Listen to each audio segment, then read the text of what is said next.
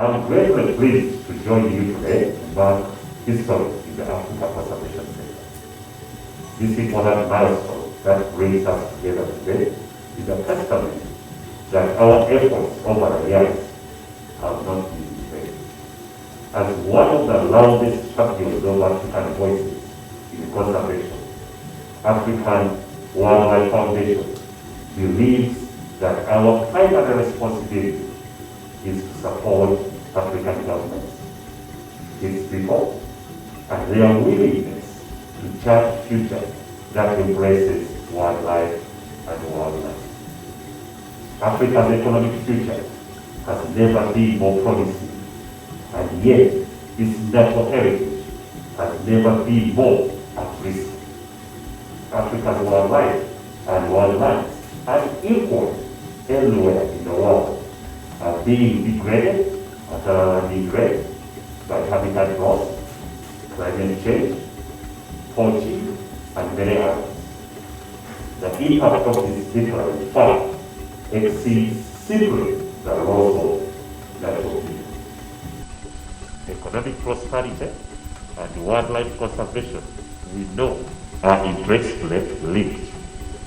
Africa's economic growth is wholly dependent upon the ecosystem services provided by its wildlife and wildlife. Water, timber, arable land, erosion control, pollution, and so on. Without these key inputs, which are being lost at an alarming rate, Africa will see increasing water scarcity, for example, food insecurity, and political instability. Without viable, ecologically functioning natural habitats and key wildlife populations, Africa's economic development will slow and ultimately fail. Therefore, securing Africa's wildlife and wildlands is irrelevant for long-term political and economic stability and sustainable development. This is consistent with the United Nations Sustainable Development Goals that aim at shifting the world onto the path of inclusive, sustainable, and resilient development. Economic and ecological integration, we know, are important for Africa. None can adequately occur without the other. Economic and environment go hand in hand. The opportunity we have here in Africa, a continent in which individual countries share natural resources and boundaries, and development aspirations as well. The African Union, for example, the Regional Economic Commission, the new Africa Continental Free Trade Area, being just discussed, the AU's Economic Development Program in the new Partnership for Africa's Development, APAC, and the individual nations provide an entry opportunity for the continent's agenda, which encompasses development and conservation. The Priority Action Plan and the Program for Infrastructure Development in Africa, led by the African Union, identified approximately 50 projects that require about 360 billion to invest in the sector. The Southern African Development Community, SADC, for example, has 17 key transport corridors, while the East African Community has 5 priority transport corridors. 5 major regional powers, pools, and their associated power generation and transmission infrastructure have been designated as well.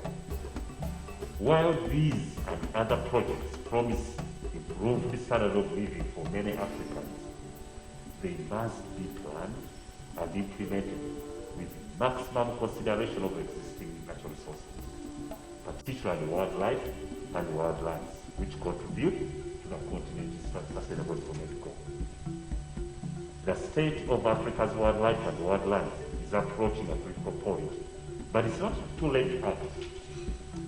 And to this end, this African Protected Area Congress will seek to deliberately foster dialogue that builds and empower the current and the next generation of leaders to realize an African future where wildlife and wildlands are valued as an asset that contributes to development.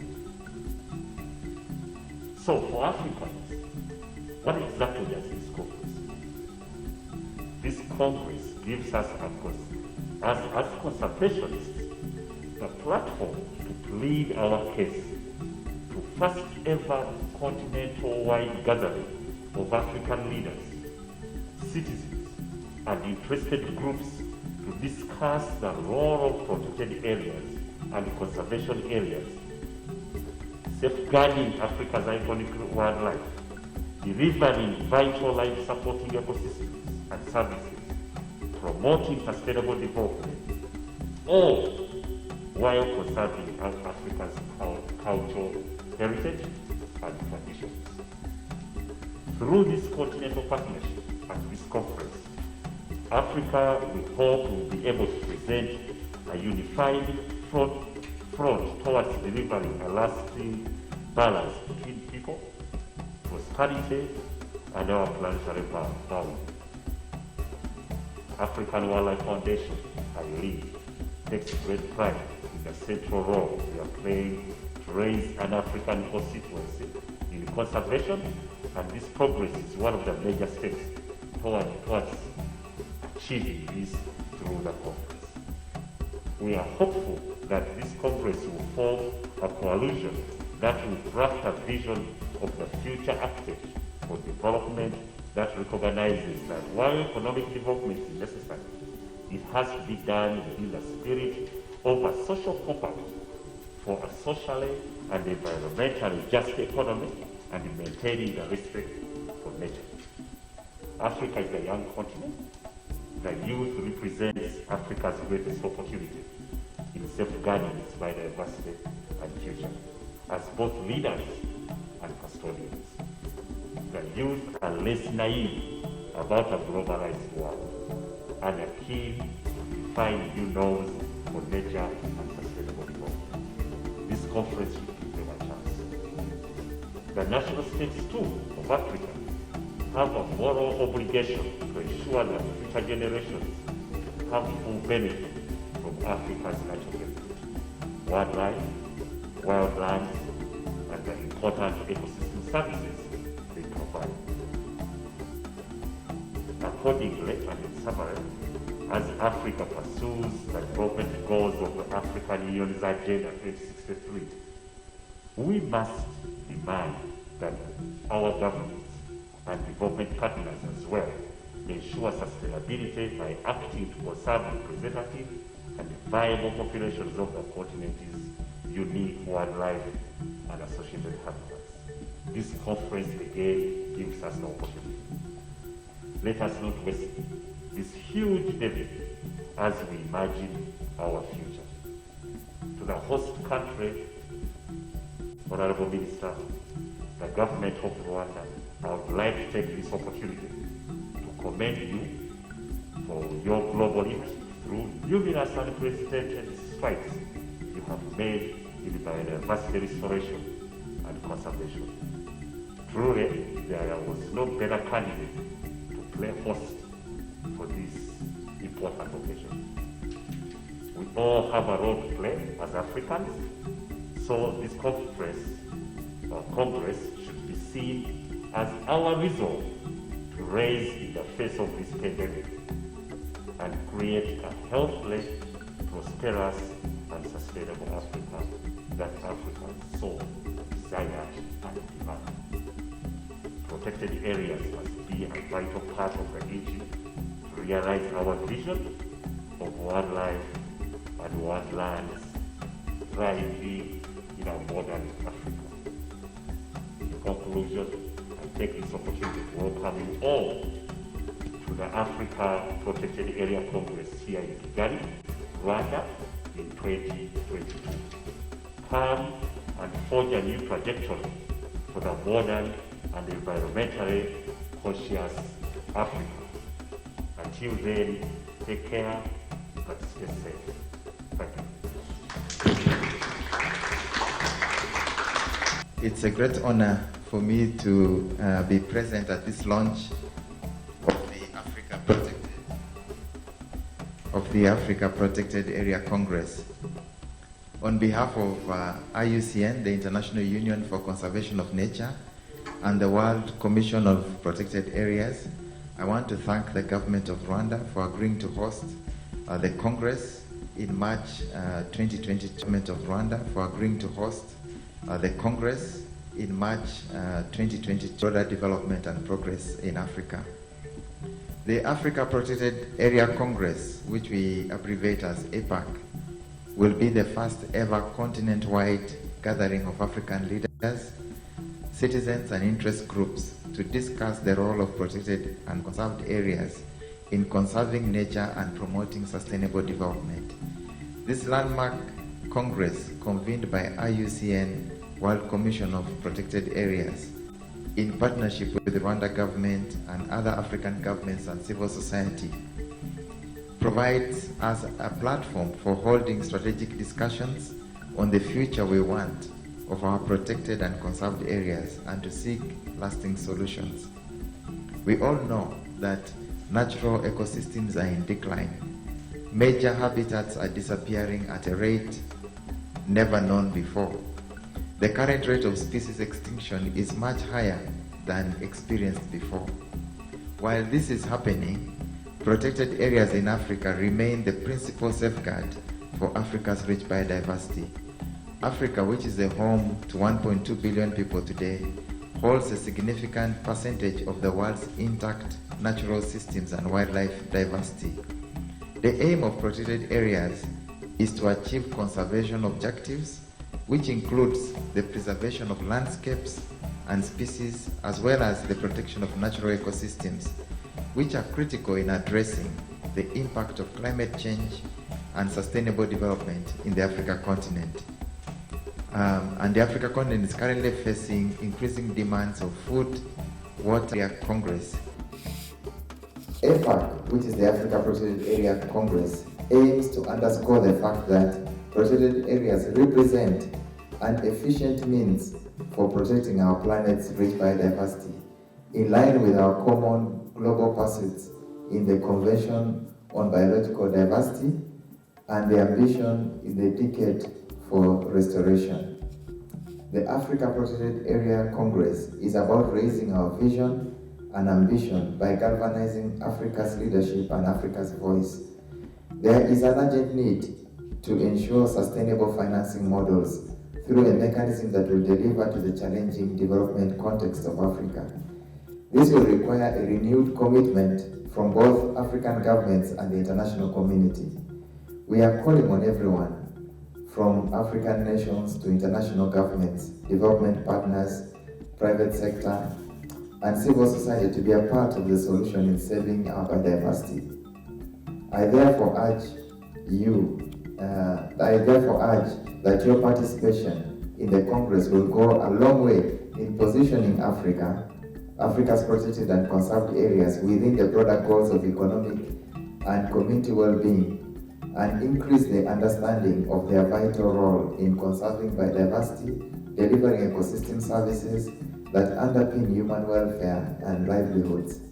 I take this opportunity to thank our partner, Africa Wildlife Foundation, for hosting the APAC Secretariat and for the co-leadership in organizing the Congress. I also want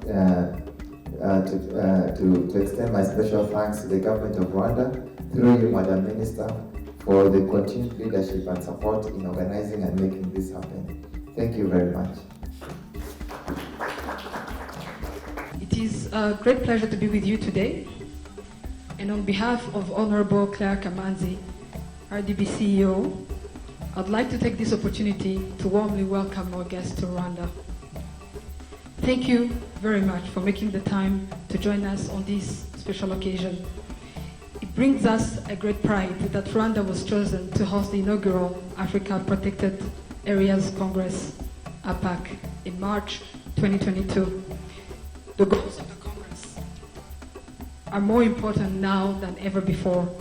The initiative will enhance the status of conservation in Africa by engaging governments, the private sector, civil society, and local communities, as well as academia, to shape Africa's agenda for protected areas and conserved areas, and better deliver the benefits to people and nature. For more than 2 decades now, Rwanda has made strong commitments and significant action has been taken to safeguard our environment and biodiversity for the benefit of our people and nature. We are honored to have been chosen to host the Congress as it reaffirms our contribution to conserving Africa's biodiversity. In Rwanda, we have demonstrated that the sustainable management of protected areas can actively contribute to community development as well as the preservation of ecosystem services essential to meet the current needs of generations and future needs of future generations. By creating world-class ecotourism experiences, Rwanda has leveraged tourism revenues for job creation and investment in and around protected areas, not only to protect them, but to expand them and sustainably utilize them.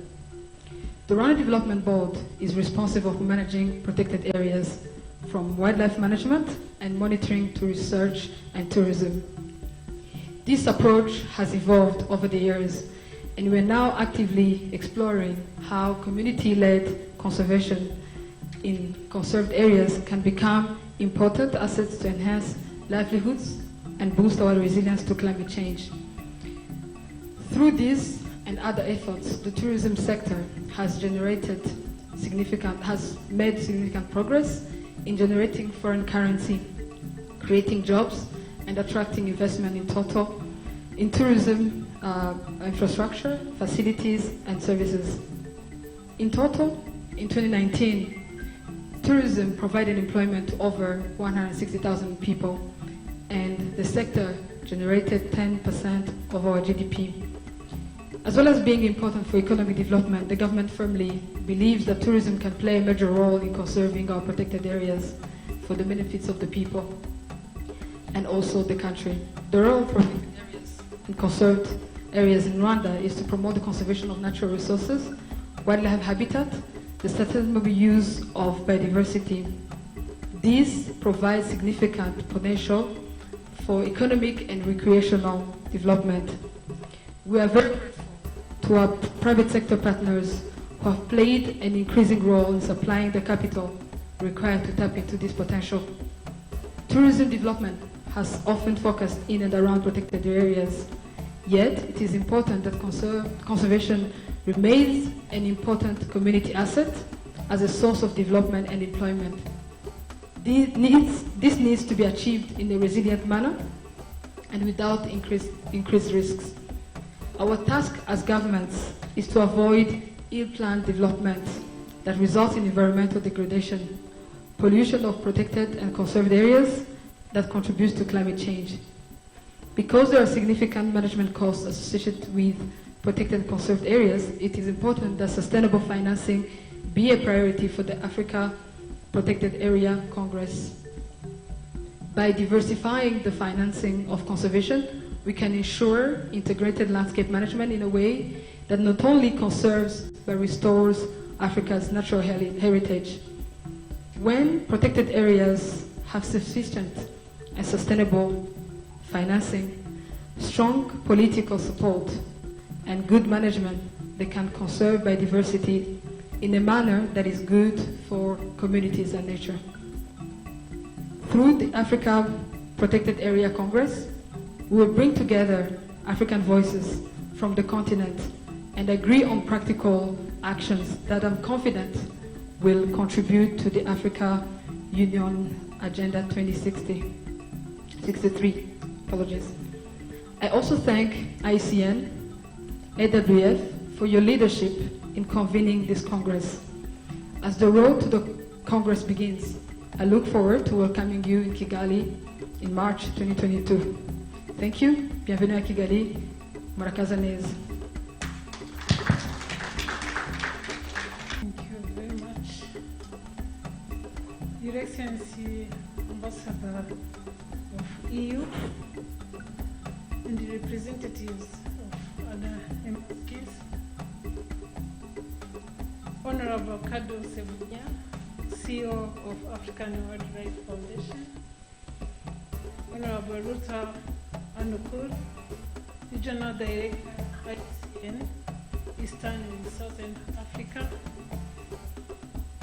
Rwanda government officials, all protocol observed, ladies and gentlemen, good afternoon. It's a great pleasure to launch the Africa Protected Area Congress, a congress that may re-energize the cause of African conservation for generations to come in a way that is good both for nature and the people of Africa. In Africa, protected and conserved areas are vital for biodiversity conservation and cornerstones of sustainable development.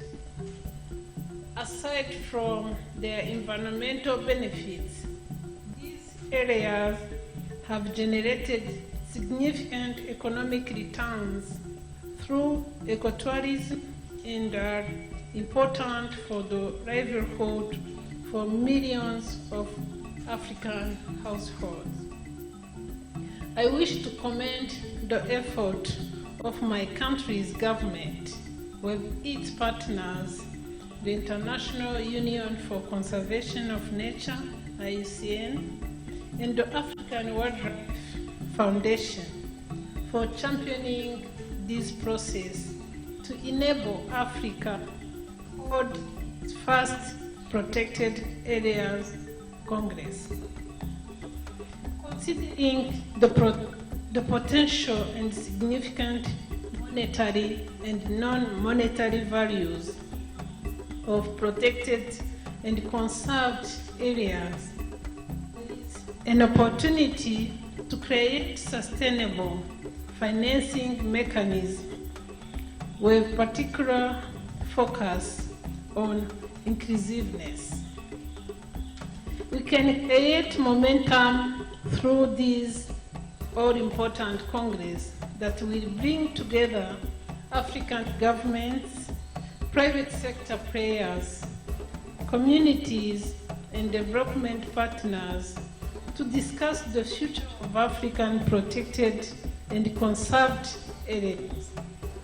We hope to agree on combined actions and efforts to achieve our conservation and biodiversity goals and enhance the livelihood of our people. At present, 48 of the 252 natural and mixed natural cultural sites on the UNESCO World Heritage List are in Africa, including places such as Okavango Delta, the Serengeti Plains, the Virunga Mountains, the Namibia Desert, and the Mount Kilimanjaro. Many African World Heritage Sites and Rwanda's Akagera National Park boast the continent's unique megafauna. Its rhino, elephant, hippo, and giraffe, which is unrivaled elsewhere in the world. It has long been recognized that both the number and size of natural World Heritage Sites in Africa could increase. Rwanda has moved progressively in that direction by increasing the number, with Gishwati Mukura National Park gazetted in 2016 as the country's fourth national park, currently among the World Network of Biosphere Reserves by UNESCO. Rwanda is also working on expanding the Volcanoes National Park, led by RDB. These heritage sites are important because they are our legacy to the youth and future generations. Our youth and communities must be an active part of conservation. The government of Rwanda has taken concrete actions to conserve our protected area over the years. In 2011, Rwanda was the first African country to pledge to restore land as part of the Bond Challenge. We set the ambitious goal of bringing 2 million hectares of deforested and degraded land into restoration by 2020. Later, we demonstrated further leadership through the highly successful African Forest Landscape Restoration Initiative, or AFR 100, a regional platform of the Bond Challenge. By adopting forest landscape restoration as a strategy to reverse degradation and reanimate the natural power of ecosystem goods and services, such as improved water supplies and agricultural productivity, Rwanda has garnered development partners' support as well as private investment to fulfill its border-to-border pledge.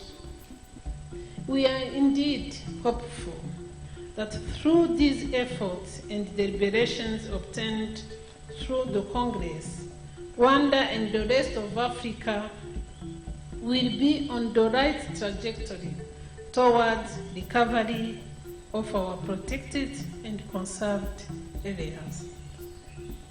APAC is an unparalleled opportunity to chart a path that balances economic growth, improved livelihoods, and the conservation of Africa's natural capital. This must be done through strategic choices and investments driven by the best available knowledge and long-term thinking. The path that African nations pursue to meet these needs and improve human well-being will determine the continent's future, which is directly linked to the health of its ecosystems. The ability to shape the leadership at all levels in Africa to be committed to a conservation vision that supports Africans and nature is critical in shaping decisions that will affect Africa's future. To this end, the Africa Protected Area Congress will seek to deliberately foster dialogues that build and empower the current and future generations of leaders to realize in Africa's future where wildlife and wildlands are valued as an asset that contributes to our development and to nature. Rwanda is very proud to take up the global conservation leadership mantle and become the first African country to host the African Protected Area Congress.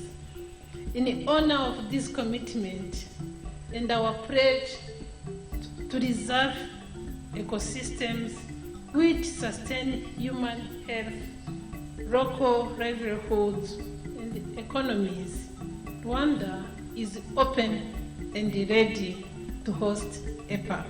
I thank you very much for your kind attention.